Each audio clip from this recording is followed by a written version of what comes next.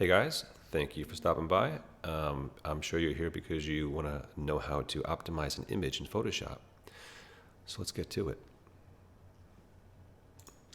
I got Photoshop CC 2015. It's not going to make a difference. All right, the process is the same. So here we got the 1920 by 1080 image, and I got this off Pixabay, and it's just too large. If we want to see how large this is in this state, we right click on that top bar there, the top part of the frame, and we click on image size. You see it here, image size 7 megabytes. 1920 by 1280 is fine. We actually need that size for our web page. And that's it. So what you want to do now is you go to File, you go to Export, and you go Save for Web Legacy. And here's this beautiful image. And right now in this state, we're looking at it as a PNG 24. And if we go down to the lower left-hand corner of this window, we can see it says PNG 24 1.566 megabytes. And at that size, it would take 9 seconds to load at a 2 megabit connection download speed. But everybody's got faster than that, so it would be quick.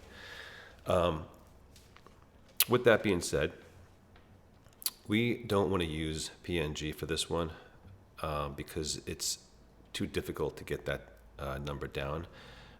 If we go to PNG 8, yeah, but it kind of hurts the image, and I mean we can play around with it, but yeah, you see it, as soon as you get to 128, you start really having problems. So let's go in there and I'll show you what I mean. See that? So yeah, we can't use PNG 8. All right, so you wanted to use JPEG, and JPEG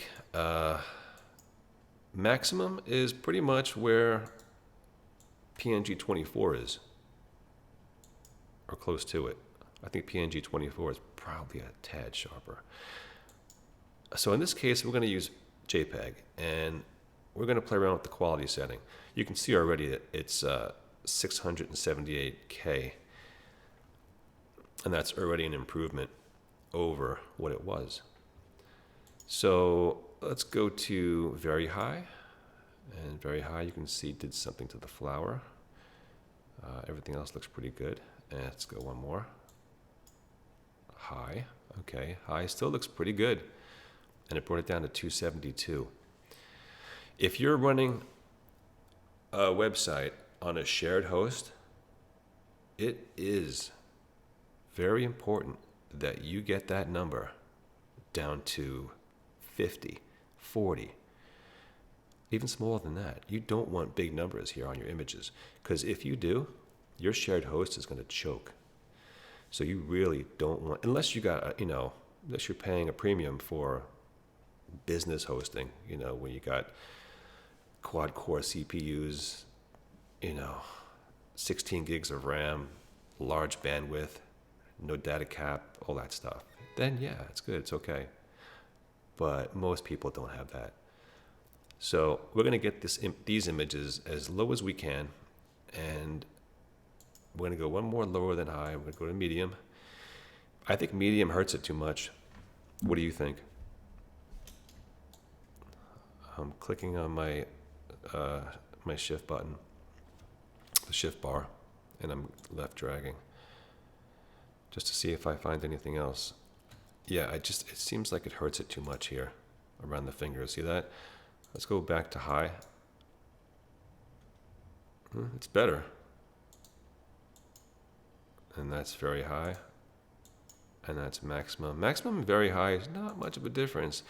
But as soon as you take it down to high, yeah, that's 272. If we go one more, yeah, that's rough. It cuts the size in half, but that's rough. So we are going to have to go with high at 272. And then you click save. I'm not going to do that because I already did it. But you click save, and that's it. And that's how you optimize an image. And I hope I made it simple enough you guys can understand.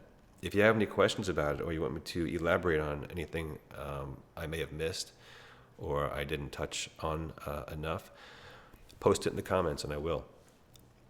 And if you like this content, please subscribe to the channel, hit the bell icon to be notified.